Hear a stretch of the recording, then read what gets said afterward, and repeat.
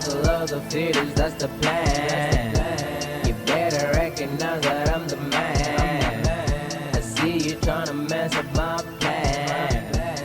I see right through you, I'm just saying. I'm through with my thing, don't really care what you be saying. I'm through with my thing, don't really care what you be saying. I'm just doing me, man, I ain't playing. Don't really care, I'm just saying. Welcome back, man. Welcome back to the Average Voice. Welcome. Right back. Damn, man. Yeah, it's been a journey. So, I've been having problems with internet connection for the past week or so. It's been crazy. All right, it's been crazy. So the webcam stopped working as well. I'm like, what the heck's going on? So a lot goes into this these podcast things. You take these things lightly until you get in it, then well, okay, all right, we're in here right now. We're definitely in here. So yeah, man, I'm back again. All pink for no reason at all. Don't ask me why. You know what I mean? If you guys have never been in this channel or podcast, I'm your boy, KJ, truly yours. Like I said, don't ever ask me what KJ stands for. Ask my brother. He's the one that gave me that name. Okay? All right. Cool. So yeah, man, a lot has happened since the last time we hooked up. So this past weekend was fresh-ish. So I hung out with my brother. I haven't seen him in a minute. So we hung out, it was pretty cool just to hang out with him after such a long time. He's a busy man, bro. He's a busy man. So we hung out on Friday. And then on Saturday, my wife and I had a date. We went out to the, I think, what, drinks festival in Stellenbosch. But she wasn't impressed. She didn't like it, but it was nice, man. I liked it. Those live performance on stage. When we got there, reggae was playing. And there was full stores. It was just fresh, man. It was fresh. But my wife was not into it. But hey, who cares, right? So yeah, we did that, and it was pretty fresh. I liked it. It was nice and refreshing. Nice to get out. Um, because I'm always indoors doing my thing. So yeah, man. And as well, I was just, I was gonna talk about my culture really, and my roots. So I was like just checking out some stuff, and then on Saturday night, um, about I thought I was important, but not. Turns out, I'm a brother in Pondo. So apparently, in Umpondo, they're like two twins, right? Umpondo Mise. And they had a little brother called Utlesibe. So my clan is Utlesibe. So basically, we are brothers of Amampondo and Amampondo Mise. Boom. I was like, no ways, right? So that's what I found out over the past week. Past weekend. I was very intrigued. So I just had to um, see where that came from. So from that whole bunch of people, the people that migrated, and then there was Embo, which means like beginning or whatnot or creation. I'm not sure, but we're from the Embo, and then thingy, the these three brothers were born by a son of a previous king or something like that. Yeah, it's a long story, but anyway, we all come from the Embo, and then this guy gave birth to twins, and the a little brother who happens to be a father of us, Maklisibe, Amaklisibe. All right, but we all speak the same Xhosa slash, or yeah, I speak Xhosa. I'd say we speak Xhosa. So I'm Xhosa. Goes back to that. I'm Xhosa, man. Cool. And I don't know if you guys saw what's happening in the news. So it was kind of hard to ignore. I was like, this is worth talking about, you know. So, as the average guy, I'm gonna share my voice about the thing that's happening between Israel and Gaza. I was in a church meeting on Sunday morning, unaware about this, and we just happened to mention the second coming of Jesus Christ and the end of days, right? And then one of the brethren was like, "Yo, do you see what happened? Like 400 people died last night." I'm like, 400 people? Where? In like Israel. I'm like, whoa. So I came home. Um, Actually, we had friends over as well on Sunday. Yeah, friends over. Mao came over with his wife. Missionaries came through. It was pretty fresh, man. It was a fresh weekend. I had a good weekend. So on Monday, I checked it out. I checked out what this whole thing was about. So when I checked, I like checking Al Jazeera. You know, I don't know if you guys know what Al Jazeera is. Al Jazeera is like the news. It's news basically, like CNN type thing. So I just go straight to Al Jazeera whenever I hear anything about the Middle East people. Um, so this is Asia, by the way. I didn't know like India and Pakistan and them that they're in Asia. I thought Asia is just China. That's as far as I knew. But yeah, Asians, bro. So what happens on Saturday is that Saturday morning, soldiers from Gaza uh, came and to the border. They literally attacked the border, took over the border gate. You know, the one that separates Israel and Gaza. So they like literally came and just attacked everyone and shot at the soldiers that were there, whatever, and literally overthrew that, took over it. They moved straight to the nearest towns, and they like drove around and just took people hostage, man. They took people hostage. About 100 people were taken in total. While all this is happening simultaneously, they were shooting rockets into the city of Israel. They're shooting rockets into the city of Israel, and they were getting bombed, out of nowhere, But I don't know what stirred the thing up. But apparently, these guys have been doing it. Like they've been saying, "We're coming for you guys," and Israel's like, "Nah, you're not gonna do that." So these guys have been training. So they do that they infiltrate. And what I didn't like was, firstly, the act itself, of attacking everyone. All right. Secondly, I didn't like the hostage situation thing. So they took in about 100 people. And the third thing was like, they went to there was a festival nearby, nearby the border place, whatever it's called. So there was a festival there, and apparently everyone was like, I saw some shots on the internet, well, here on YouTube, the way people having the greatest time of their lives, right?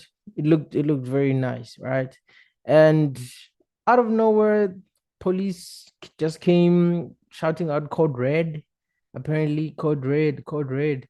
So in Israel, whenever someone says code red, it means like missiles are coming through. So better take cover. While they doing that, you can see that there's people flying. There were people flying, and I was like, oh my goodness, it's not people, but them soldiers with parachutes or what, paragliding, whatever. They were coming through. Um, at the same time, the guys driving to the festival. While everyone is trying to scramble and go to their cars, these guys start shooting at these people. So 260 people were shot there. And these people had nothing to do with whatever.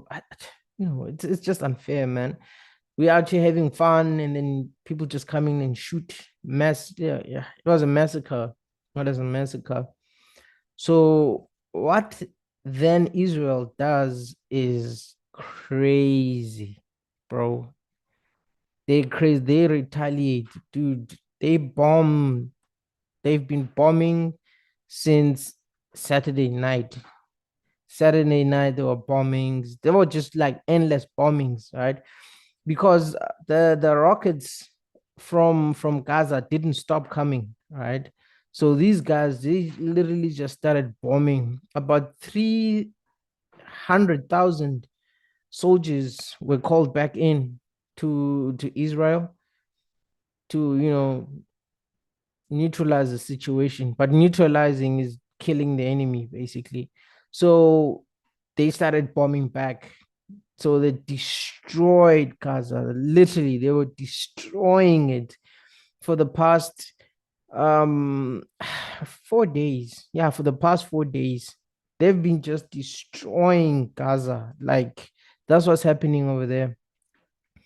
And for me, I wasn't aware of what the situation is. All I know is ever since I was born into this world, those countries have always been at war. Like, I don't know what the war is about, where it came about, what it's from. I don't know what it's about, but these people have just been in war. All right. The sad thing is, um, there's innocent people. Check this. In South Africa during the apartheid era, the people in the rurals where I grew up, we were not really affected. I can't say we were. There were no white people to be seen anywhere. There were no signs that say black, white. There's nothing like that, right? In our area where I grew up. So I never saw anything that had to do with apartheid. But the I wasn't even exposed to it, right? The only time I found out about apartheid was when I went to school and learned history. That's when I knew about apartheid. Before that, I had no cooking clue what it is, what was going on. All I knew is I'm growing up. I need to start working after school, basically. So I never knew anything. So what I'm trying to say is there are people that have nothing to do with the people that were taken in hostage are just people like you and me. They just live there, they just live there. They had nothing to do with whatever. My word, bro. So it was shocking. It was like watching a movie. I was like, what the hell's going on here, man? So yeah, so that's what's happening over there, and it's mad, bro. It's mad. The one reporter was saying that what's happening here is like history repeating itself, right? Simply because every time people will only negotiate for a ceasefire. That's why the war stop. It's because someone just comes in and like, okay, let's stop fighting, and then it ends there. Like, no one really tackles the actual issue. Why are we fighting? What can we do to prevent this from happening in the future? You know, what is that? So that's what that reporter was saying, and I was like, yeah, it made sense. Makes sense. So as far as I knew, these people never stopped fighting in my head. I just stopped watching the news like that. But like apparently it's been 50 years since they fought like that. So so apparently what's going on is that the people from Gaza, they feel like they've been it's like apartheid. Basically that's what they're calling it. It's called segregation. So the Israelites are better than the Pakistanis and whatnot, whatever. I don't know, I'm not so sure what's going on, but all I know is it's 2023, man. That shouldn't be You shouldn't be still doing that, bro. I mean common knowledge. You can't be still be doing that. But hey, those people, they believe in what they believe in. And this crazy thing is the um, the people that started the thing, the action, the people from Gaza, the soldiers from Gaza. Well, so their people are. I saw a video where the people that were taken in hostage, when those things were driving through town, when the yeah, when the people that were kept in captive were in vehicles. Those vehicles were driving through town of Gaza, and the people there were shouting and hitting and so I was like, everyone is aware what just happened, right? So everyone in Gaza is aware that we are going to be doing this thing. As far as I can see, from what I saw, everyone was aware in that country. So, and then what's shocking is that, okay, Israel cuts off the water, food supplies, and the fuel. So Gaza's like in a blackout because their utilities come from Israel. So Israel is like, that's it. All right. So this is like a lesson of never bite the hand that feeds you, right? So now they were getting some residents were getting interviewed because obviously it's a whole country. There's always journalists there because it's a whole country. So they're like, what are you guys going through? What's going on? Do you guys know? And they were like, no, it's sad what's happening to us. We are we got no food, no water, the works, right? Playing victim. And they're like, we're losing our kids are getting shorted for no reason and whatnot. And I'm like, the one of the reporter asks, you do understand why this is happening to you guys, right? It's like, well, of course, I understand. It is because we've been under. I'm like, damn. Well, sheesh. This guy started playing the face of we in trouble. And then when they were brought, like, yo, you do know why this is happening, all of a sudden, yeah, nigga, I'll kill everybody. I'm like, so what the heck, man? So it goes to show that everyone's aware of what's going on over there. Now let's take it back home here in South Africa, right? Apartheid ended, right? The official thing ended, but we still have individuals and groups that are still like, we still want some of that things, the stuff back, right? And we have political groups that are still like, all the white people need to just vamoose. They must give us all our land back, and they must give us everything back. And yesterday I was watching that the people of the Western Cape. I was actually watching about the Khoisans, right? I was learning about the Khoisan and why they don't call white coloreds call themselves coloreds instead of Khoisan and whatnot. And it's because their great grandfathers were from Germany, Dutch, they're from there, right? So they see themselves that way. They refuse to call themselves what they are, which is Khoisan, right? Boom. So I was learning about that, and then I came across a lady called Krotoa. That lady was the first Khoisan to get married to like a Dutch or whatever, or a France. What? But she was the first one, because her uncle was the one that established a trading center in the Cape of Good Hope before I think Van Riebeeck, yeah, before Van Riebeeck decided to come and establish his own thing. So they would be trading with them and then move and trade with them, right? So this girl's uncle was like the guy that was the head of the operation that started the whole thing. And she was very close to him. And so she learned the languages and whatnot. So she was able to um, you know, speak. She was like a translator for the Dutch, right? So she ended up working for Jan van Riebeeck's house or something like that. And later on, she got baptized or whatnot. So she was the first one. Apparently, now people saying she's the mother of Afrikaans when it comes to the Cape language. She's the one that made that happen, right? Kotor. In Stellenbosch, she has a whole There's I think a whole library or a whole there's a demarcated area. I think it's a library.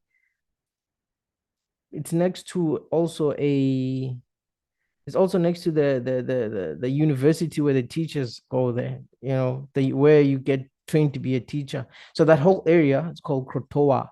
So I was like, okay, this is fresh, right? Fresh.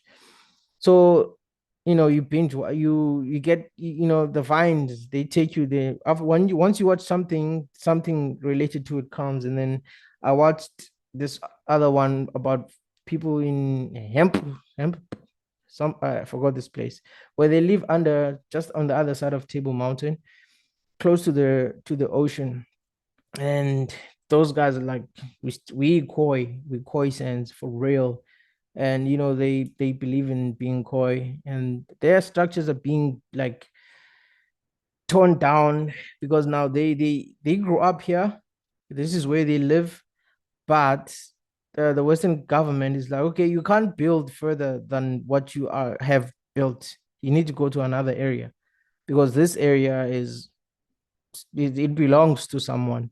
They're like, how can a mountain belong to anybody? All right. So that's that case. And then they can't go to fish anymore. They need a permit to go fishing. So what I'm trying to say is, these people are still being oppressed, 2023, under oppression still. And what happened in Cape Town, where like the people got moved. And this is like 2013, bro. This is not like 1980. This is like 2013, like right now. Their buildings are still being torn apart, torn down, and whatnot, simply because of tourists. The government cares so much about what's happening on the outside of the world. They don't care about their own people. This is the Western Cape government, the one everyone praises. So yeah, service delivery is dope here. Can't lie, whatever. Okay. So here the place is segregated as well, just like when you go to Senton versus Soweto. Yeah, same here. It's the same. What only the road separates the two areas. So it is what it is. So what I'm trying to say, what I'm trying to get at is that I think one of these days, um, the day the colored community and the black community come together, the day that happens, and luckily it will never happens, because the Western Cape people have been indoctrinated to feel like they are better than black people. But black people are, I think, it's evident, man. Black people are everywhere, in everywhere, and then they run everything. All right, black people, okay, they run most things. Khaled is like, I don't know, man. Like, what do you guys have, man? What do you? I don't know. I don't know what you guys have, but anyway, the moment you guys realize what you really are, and you guys are the most. Firstly, you guys, this is South Africa is yours, right? It belongs to you guys. We just moved here, and what we are fighting for is land, right? That doesn't even belong to us. It belongs to you guys. We want it from the white man, right? And the white man needs to literally just give it back to the Khoisan. The whole South Africa must go back to the Khoisan, really, right? So, but then we're fighting for that. So the day the colored community realizes, but okay, fine, we actually we Khoisans, that's who we are, all right? Get in touch with your roots, and all of them, they know the truth, right? But most of them, obviously, it's just the whole mixed race thing, whatever. So the moment you guys get closer to the black community, you strength is always in numbers. You guys are divided right now, so there's no way you can conquer anything. So in the Western Cape, if you guys get together with the black community and speak in one voice, things will happen, and then you guys are gonna live a better life. Right now, you can't live a better life because your black brother is not doing well as well. So the moment you think you do better, your black brother, what do you think he's gonna do? He's gonna mess it up for you. Even black brother, the moment you start doing well, your colored brother is not gonna mess, is gonna mess down, is gonna mess it up for you. That's what's gonna happen really soon in South Africa. That's what I'm thinking. And there's people in what? Urania, I think. Urania. Those people, they never acknowledged in New South Africa from the beginning. They they here. To the laugh of me, I don't know why we still have people like that in the country and why they are allowed to settle. They must, if they feel like they are Africano or Burro, whatever the hell they are, they must F off and go where Burros need to be. In South Africa, we're doing something else here. We're building unity here. We got no time to be separating people and whatnot, you know. So guys, I swear, man, just go back to Dutch. Go to the Dutch where you feel at home. Don't bring that nonsense here. So, and you guys are gonna be the reason why there's war in South Africa. It will come to a point where a black man will have enough. Right now, everyone has guns. You've seen the crime in South Africa. These people are bombing the cash in transit things. They're bombing them. So literally, we black people have guns. They got big things now as well. So there's gonna be a war. There's gonna be a war in South Africa. You guys need to stop poking the bear. I still feel that you guys, South Africans, need to start speaking one thing: unity. Everyone, inclusive. And the guys that are up there, the vote, the politicians, these guys also, they need to be together. I think the DA and the NC needs to come together and form one party, because the DA, we all know, is for the white people. The black community is predominantly in the ANC, because that's where the safety net is, right? And you know, the other ones, they either four, and then there's the inclusive ones. The inclusive ones are just, ANC is also inclusive. It's just that um it's predominantly black, because that's the root. That's the root, and the upbringing of the ANC was to free a black person. But now it's like everyone can come in. Let's help build.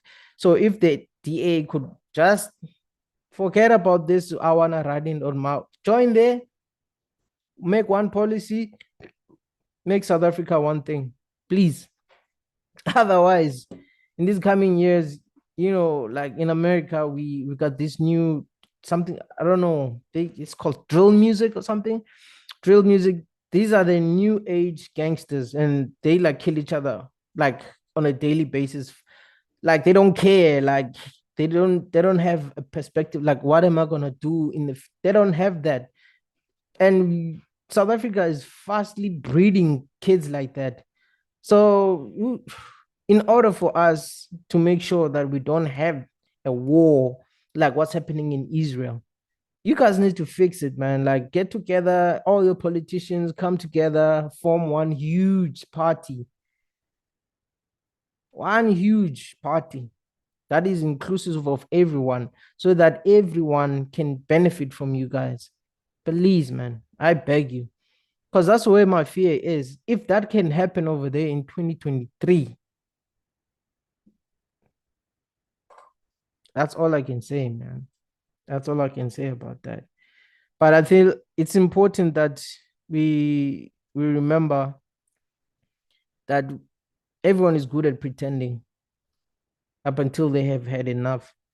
You know, I hang out with white people, I hang out with black people, um, yeah, and coloreds. People that are strangers to me are Indian. The Indian community, I have no contact with them. I don't know how they think. I don't know what they are about. I'm not sure. I'm not exposed. I was never exposed to the Indian community at all. But as far as I know, black black people and colored people, they feel the same. They are one people, but they refuse. They refuse to coexist. But I'm telling you, the one thing that happens in South Africa, there's one common thing that will happen is that, hey, we don't like white people. When that happens, we're in trouble. And I know white people, they're like, hey, one day these people are going to find out, but if they work together, they're going to take us up. So we must make sure that they stay apart. Even today, that's what they're still saying. For example, if you're working for a white man, whatever, I don't know if people still do that stuff, but if you're working for a white man, that white man will give you a higher position than everyone, but will still pay you the same amount as everyone. So a black person, the moment they're favored, they'll definitely oppress the other black person. That's the sad thing about it. And I'm not talking about a person earning millions, 500,000, sorry, not even 500K, 5K a month. To do that for to the next black person, So it's deeper than that. There's tribalism as well. The Zulu hate the Xhosas. The Xhosa don't like the Sutus. The Sutus don't like the Tswanas. Come on. It's 2023. 2023. We shouldn't be having these conversations anymore. Those are our great grandfather's mistakes. We should go past that by now. It's enough. It's enough. It's enough, man. It's enough. So, Ish, that's what I was just thinking about. We're in trouble, man. We're in trouble. But that's what we need, man. We need to be together. We need to stop all this nonsense. Um, you know, love thy neighbor. That's what the Bible says. Love thy neighbor. I think that's the best thing we can do for ourselves is loving our neighbor. The more we love, when you love someone, you only want to do right by them. And I hope we all get to do that. But yeah, man. Ish. Yeah. Yeah. It's sad though. It's sad. My prayers are with everyone who has hatred over another race. I pray that you soften your heart, you change your mind. My prayers go to the people in Israel and Gaza, especially the innocent people that really don't care about the different demarcations that they are under and are facing troubles. They're not working today. Their cities are bombed. They're down to ashes. The people that saw their children getting shot, the people that saw their loved ones getting abducted. My prayers are with you guys. Stay strong, man. Stay strong. It's quite unfortunate what's happening to you guys, but it's an old thing that has never just been resolved.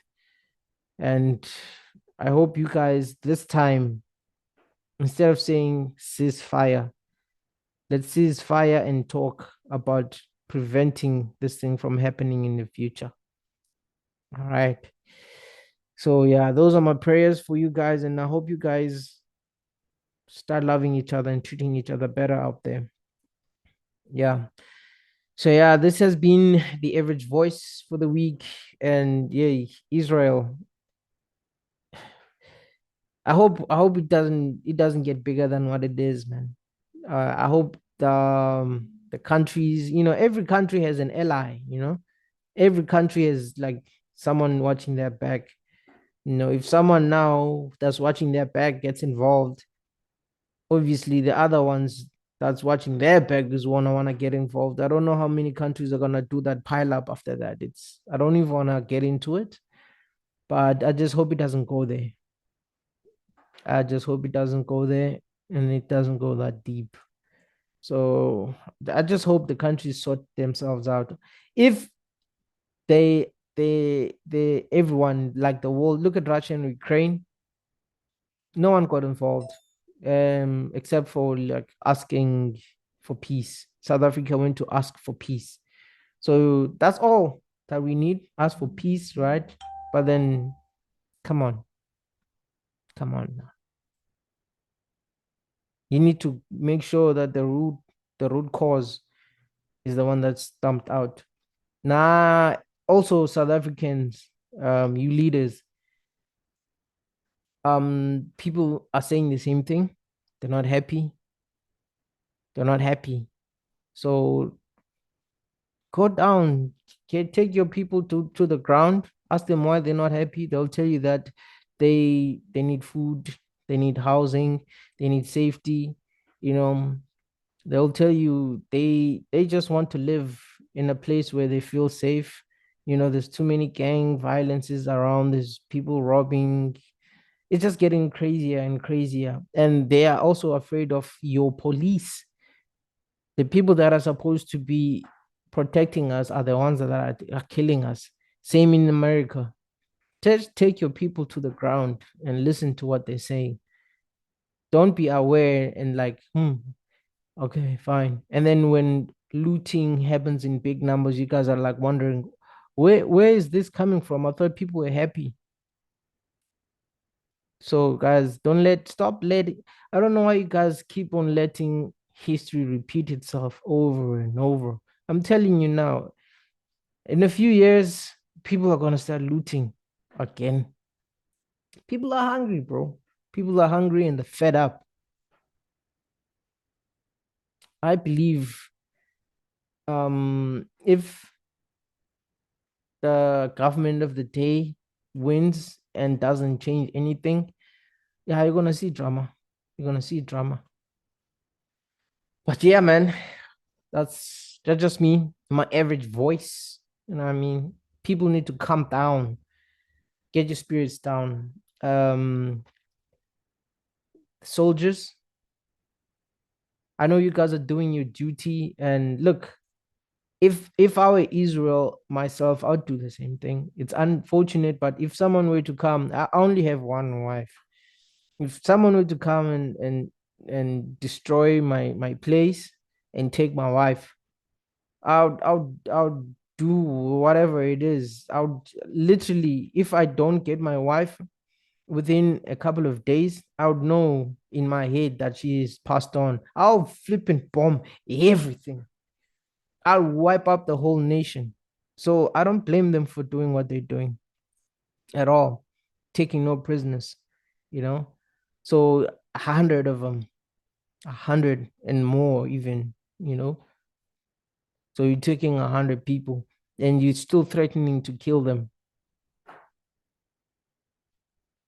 You don't deserve mercy. So that's just my voice, my average voice. So